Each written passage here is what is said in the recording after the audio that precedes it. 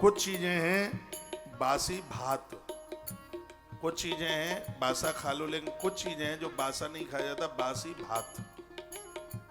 मैंने कई बार रसोई में रसोइयों को कहा है, आज से बहुत पहले, मैंने कहा मुझे ना पता लगे, वैसे तो बासा भोजन दूसरे दिन परोसना नहीं है, तो फिर भी ये ध्यान रखना, यदि चावल बासा बच जाता है तो वह तो भूल करके परोसना ही मत, बहुत जघन्य अपराध हो जाएगा।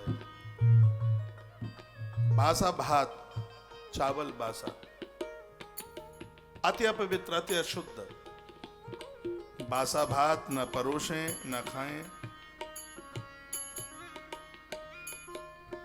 और एक जूठा पदार्थ सब पुण्यों को समाप्त कर देगा यदि किसी को जूठा परोस दिया तो। कोई भी चीज जूठे, जूठे बर्तनों में परोस दिया, जूठा परोस दिया, सब शुभ कर्म नष्ट कर देगा। ये बात समझ में आ रही है? ये तुम्हारे घर में जो शीशे के बर्तन है ये तो जूठे ही होते हैं, ये जूठे ही है। कुछ परहेज कीजिए, कुछ बनाइए अपने घर को पीतल के, ताम्र के, उससे तो स्टील ज्यादा बढ़िया है। पुण्य क्षीण होते हैं जूठे बर्तन में परोसने पर और जूठा परोसने पर, जूठा खिलाने पर। मैंने देखा है इसलिए मैं बोल रहा हूं।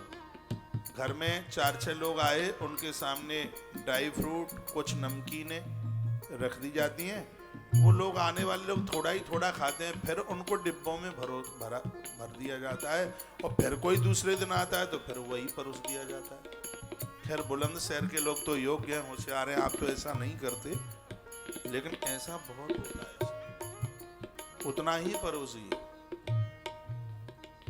उसको दोबारा से आप इकट्ठा करके और फिर दोबारा परोसते हैं, ये अपराध है, ये पुण्यों को छीण कर देगा। इसमें लिखा है इससे घर की बरकत समाप्त होती है, आप अपनी रसोई में अन्न पुजा ही नहीं पाएंगे, इतनी कमी आ जाएगी। जूठा परोसने से रसोई में अन्न की बरकत नहीं होगी, बिल्कुल भी पूर्ति ही नहीं कर पाएंगे, इतनी कमी आ जाएगी।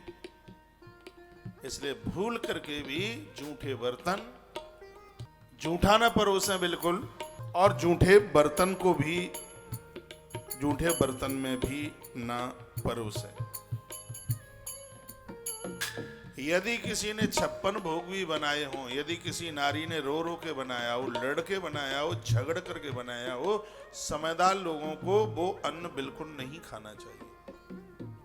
इसलिए मैं कितनी बार माताओं को कहता हूं, हे मेरी माँ, हे मेरी जीजी, रसोई में, मंदिर में तो मुस्कुराते हुए जाइए, आंसू बहा के नहीं, लड़ के नहीं। कभी कभी ये माताएं बनाती रहती हैं, बाप को गालियां देती रहते हैं, मर गया, फौज में पटक गया है, चैन नहीं मिलता सुबह से रात तक, और वो उसे कोसती रहती है।